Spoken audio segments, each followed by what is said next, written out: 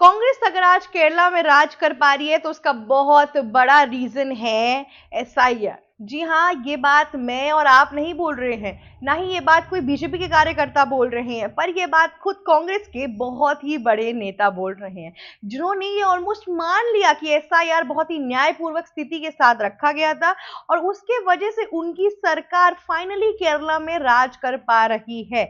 और इस व्यक्ति के इस पूरे स्टेटमेंट के बाद से सोशल मीडिया पे तहलका मच गया है। इलेक्शन कमीशन ऑफ इंडिया के ऊपर जितने ढेर सारे इल्जाम लगे थे बीते दिनों वेस्ट बंगाल के इलेक्शन के खिलाफ, फिर और सब जगहों में जहां पे उनके खिलाफ लगे थे, अलग अलग तरीकों की कंट्रोवर्सी चली थी एसआईआर के ऊपर, वो सब अब ठप हो गई है। यहाँ पर ये एक स्टेटमेंट आने के बाद से सारी चीजें साफ साफ दिखाई दे रही है कि कैसे विपक्षी दल के नेता अपने हिसाब से चीजों का टामाटोल करते हैं। अगर चीजें उनके हित में है तो बहुत अच्छी बात है, लेकिन अगर उनके हित में नहीं है तो यहाँ पर बहुत बड़ी खराबी है।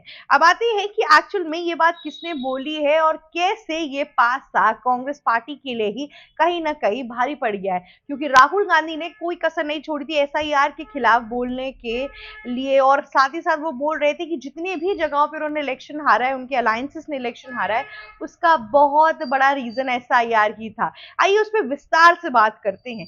तो एक्चुअल में हुआ क्या, शशि थरूर अपने एक मीडिया प्रेस कॉन्फ्रेंस पे थे, जहां उन्होंने बोला कि एसआईआर ने एक्चुअली कांग्रेस को केरला में हेल्प की है, क्योंकि सदियों से कांग्रेस के जो कार्यकर्ता थे वो वहां पे अपनी पकड़ इसलिए भी नहीं मचा बना पा रहे थे क्योंकि केरला में बहुत बारी वोटर लिस्ट के अंदर एक ही नाम चार चार बार रिपीट होता है। बहुत से लोग जिनकी डेथ हो गई है उनका भी नाम बार बार आता जाता है और सदियों से ये प्रैक्टिसेस हुई जा रही थी। एक ना एक तरीके से उन्होंने कहीं ना कहीं तरीके से टच के निशाना जो कसा है विजय पेनियन की सरकार के ऊपर, वो भी यहाँ पे क्लियर दिखाई दे रहा है। उन्होंने बोला कि इस बार क्योंकि हर चीजें एक तरीके से क्लियर आउट हो गई थी और तभी यहाँ पर कांग्रेस एक अच्छी जीत हासिल कर पाई।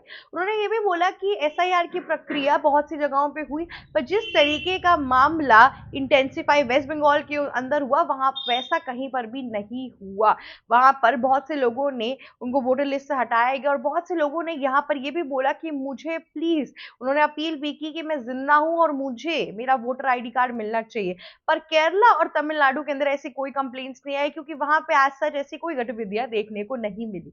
तो यहाँ पर मामला इस तरीके से आता है कि ये सारे भी ऐसे स्टेट है जहाँ पे एक्चुअली बीजेपी आ भी नहीं पाई और बीजेपी अपनी पूरी कोशिश करी थी कि तमिलनाडु के अंदर भी आ जाए, फिर आपकी केरलम के अंदर भी आ जाए, पर उसके बावजूद भी वो नहीं आ पाई। तो एसआईआर की प्रक्रिया इन सारी जगहों पे अलग हुई और वेस्ट बंगाल में अलग हुई, यहाँ पे ये एक बहुत बड़ा क्वेश्चन आ गया है। शशि थरूर ने आगे बढ़ते हुए ये भी बोला कि देखिए, जो चीज वेस्ट बंगाल में हुई है उसकी वजह से हमारे लोकतांत्रिक राइट्स के ऊपर बहुत हद तक एक क्वेश्चन मार्क क्रिएट हो गया है। वहां एसआईआर की जिस तरीके की कंप्लेंट्स आई हैं वेस्ट बंगाल से, वैसी कंप्लेंट्स कहीं से भी नहीं आई है। पर अगर मैं पर्सनली केरला की बात करूं तो चीजें हमारे लिए काफी फ्रूटफुल साबित हुई हैं। उनके कहने का यही क्रक्स था मोटा मोटा। अब शशि थरूर का जो पूरा इम्पैक्ट रहा है इस पूरे इलेक्शन में, आपको मैं बता दूं, वो बहुत ही खतरनाक रहा है। शशि थरूर कांग्रेस के बहुत बड़े नेता हैं। उनकी सिर्फ और सिर्फ कांग्रेस का एक कार्यकर्ता की तरह ही इमेज नहीं है, पर ऑल ओवर द वर्ल्ड उनकी काफी अच्छी इमेज है। उनकी अच्छी इंटेलेक्ट के लिए ऑक्सफोर्ड में भी वो काफी बार डिबेट्स के लिए जाते हैं। ऐसी कई बार चीजें होती हैं जहां पे डिस्कशंस होते हैं। अभी रिसेंट डिबेट्स के अंदर भी इन्हीं सब चीजों के डिस्कशंस हो रहे थे। लेकिन शशि थरूर का ऐसा एक स्टेटमेंट आना, वो साफ साफ अपने आप में एक डिक्लेरेशन है कि ऑपोजिशन पार्टी किस तरीके से चीजों को यूज करती है। केरलम का जो इलेक्शन था उसमें पहले पहले तो यही लगा कि इस बार भी सीपीआईएम की सरकार आएगी और तो और सीपीआईएम के साथ जो एलडीएफ के लोग हैं वो भी आ सकते हैं। लेकिन इस बार उनको हटा दिया गया और यूडीएफ को मौका मिला और यूडीएफ प्लस कांग्रेस आ गए। कांग्रेस ने इंडिविजुअली भी काफी हद तक सीट अपनी केरला में हासिल की, जिसके बाद से एक क्वेश्चन ये आ रहा है कि अगर कांग्रेस इतने अच्छी तरीके से राज कर रही है और सब कुछ सही है तो अभी तक एक चीफ मिनिस्टर क्यों नहीं बन पाया केरलम का। रिजल्ट आ गया था 4 मई को, उसके बावजूद भी आज तक एक भी चीफ मिनिस्टर सामने नहीं आया है। पर खैर, इस चीज को साइड रख के जो शशि थरूर का स्टेटमेंट आया उससे ये चीज तो तय हो चुकी है कि एसआईआर की जो प्रक्रिया है मैक्सिमम जगहों पे न्यायपूर्वक स्थिति में की गई है, क्योंकि इस चीज का कहीं ना कहीं डिक्लेरेशन खुद ऑपोजिशन के लीडर्स भी दे रहे हैं। करंट पार्टी वाले तो देते ही हैं, उनके हिसाब से तो पार्टी में कोई दोष ही नहीं है, सेंटर में सब कुछ न्यायपूर्वक चल रहा है। पर अगर ऑपोजिशन भी सेम चीज बोल रहा है तब आप मान लीजिए कि क्या पता चीजें सही हैं जिस हिसाब से वो बता रहे हैं।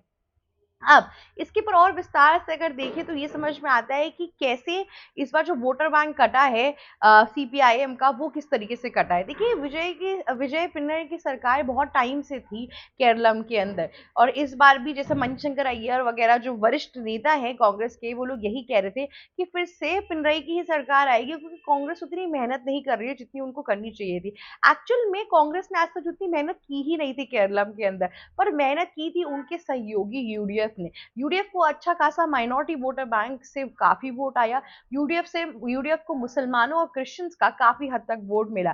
पिनरई को भी हमेशा माइनॉरिटी का भी वोट मिलता था और हिंदुओं का भी वोट मिलता था, पर इस बार उनका माइनॉरिटी वोटर बैंक काट कर यूडीएफ अपने पास लेकर चली गई। कांग्रेस को क्रिश्चियंस का वोट मिला और बहुत हद तक हिंदुओं ने भी कांग्रेस को वोट किया, क्योंकि बीजेपी के लिए बहुत कट्टरवादिता है केरलम के अंदर। वो लोग समझते हैं कि अगर बीजेपी आएगी तो कहीं ना कहीं हिंदू मुस्लिम विवाद होगा ही होगा, और वो अपने स्टेट में ऐसा कुछ भी नहीं चाहते। इसलिए इस परसेप्शन के थ्रू वो आगे बढ़ रहे थे और उन्होंने इसके ऊपर कुछ भी नहीं बोला। लेकिन यहाँ पर एक बहुत बेहतरीन सवाल ये भी आता है कि अगर सब कुछ इतना ठीक था तो किस तरीके से, और राहुल गांधी जो बातें कर रहे थे एसआईआर के मामले में, वो इसका मतलब यही था कि वो एज एन ऑपोजिशन एक नंबर गेम खेलना चाहते थे, इसीलिए कर रहे थे। क्योंकि अगर किसी को भी कोई दिक्कत आई नहीं है, किसी को कोई इश्यूज नहीं आ रहे, तो इसका मतलब मोस्ट ऑफ द थिंग न्यायपूर्वक स्थिति में और न्यायपूर्वक तरीकों से किया गया है। ये एक बहुत बड़ा सेंटेंस सामने आके खड़ा हो चुका है। खैर, देखते हैं इस पूरे मामले में और क्या होता है। एसआईआर एक बहुत ही विवादित चीज हो गई थी। एसआईआर की जो प्रक्रिया है वो इलेक्शन कमीशन ऑफ इंडिया ने लाई थी, ताकि जितने भी इलीगल वोटर्स हैं उनको हटा दिया जा सके, जितने इनवैलिड वोटर्स हैं उनका नाम हटा दिया जा सके, और जो इलेक्शन है उसमें जितने भी वोटर लिस्ट में लोग आए वो जिंदा हो, स्वस्थ हों और उसी जगह के हों। इसलिए यहाँ पे काफी हद तक टंच किया गया था, स्ट्रिक्टनेस लाई गई थी। अब देखते हैं कि ये मामले में और आगे क्या पता चलता है। आज के लिए बस इतना ही। अगर आपको वीडियो अच्छी लगी है तो लाइक शेयर सब्सक्राइब और कमेंट करना मत भूलिएगा। जाते जाते बेल आइकन भी हिट कर दीजिएगा। Thank you so much for watching our channel. Subscribe to News Vigil Hindi now. Stay tuned for the right analysis of every major world news.